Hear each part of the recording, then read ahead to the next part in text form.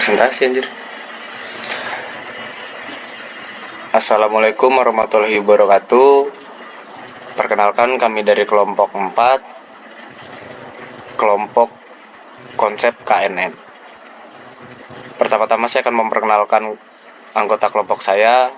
Yang pertama ada saya sendiri, Denis Fernanda. Yang kedua ada Virgi Fadli Syahputra. Yang ketiga ada Yohan Trisuchandra. Yang keempat ada Mas Mario Christopher. Yang kelima ada Umar. Metode konsep KNN dan contoh kasus menggunakan Python. Pada presentasi ini kita akan menjelajahi konsep dasar KNN dan langkah-langkah penerapannya dengan Python. Kami juga akan membahas 2 studi kasus menggunakan KNN dalam klasifikasi jenis bunga dan prediksi harga rumah.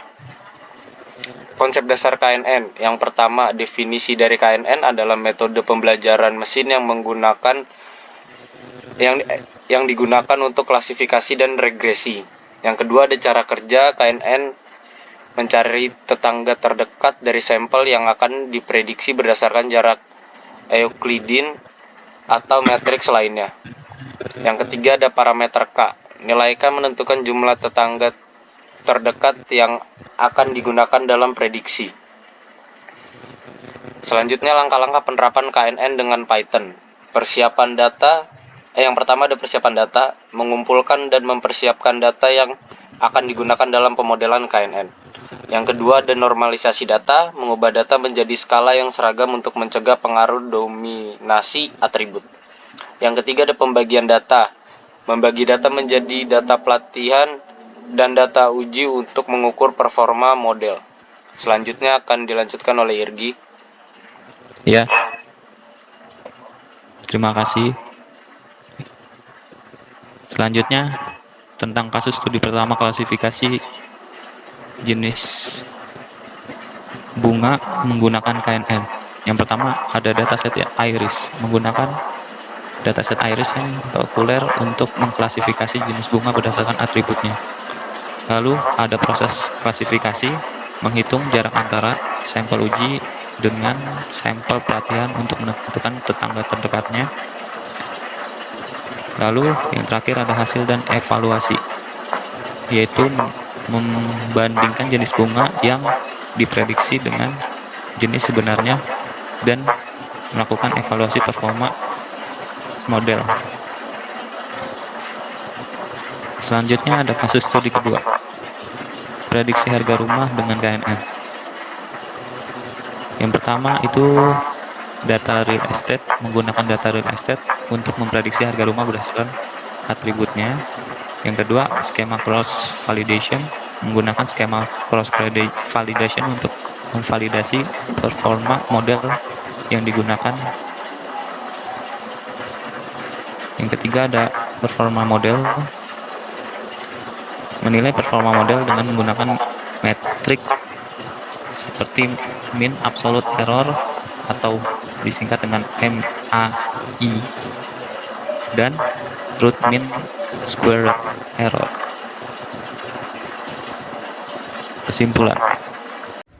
Selamat malam, saya Yohan akan melanjutkan presentasi dari kelompok 4. Studi kasus yang kami angkat di sini adalah data intelijen irigasi sistem. Yang kami lakukan di sini adalah pertama kita mengupload data demo.csv yang kami upload sebelumnya di Google Colab. Kemudian kita memasukkan beberapa code atau tahapan-tahapan code. Yang pertama input dataset. Jadi di sini kita mengimport data dari data demo CSV tersebut. Kemudian yang kedua, kita membagi data set ke data training dan data testing.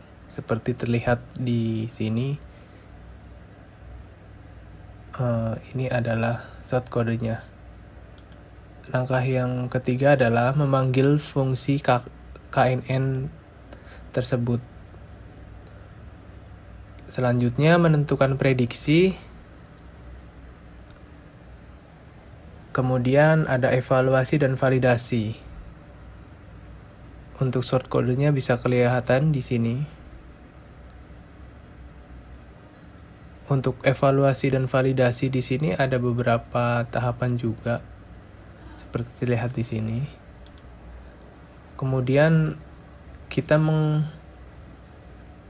melanjutkan ke tahap selanjutnya, yaitu asumsi classifier-nya di sini adalah untuk model terlatihnya. Lalu pastikan pengklasifikasikan Anda ini memiliki metode prediksi. Lalu jika sudah memastikan prediksi, selanjutnya adalah model scikit-learn ini akan berhasil. Lalu ubah Z ini menjadi angka atau numerik dengan mengasumsikan bahwa label kelas ini adalah string. Kodenya seperti ini. Lalu ubah Z tadi menjadi tipe integer sebelum dibentuk ulang. Shortcode-nya seperti begini. Maka hasilnya setelah kita running di Google Colab, gambarnya akan seperti ini. Untuk hasil dan kesimpulan, KNN metode yang sederhana namun efektif dalam pembelajaran mesin dengan pemahaman yang baik tentang konsep dan langkah-langkah penerapannya. Terima kasih.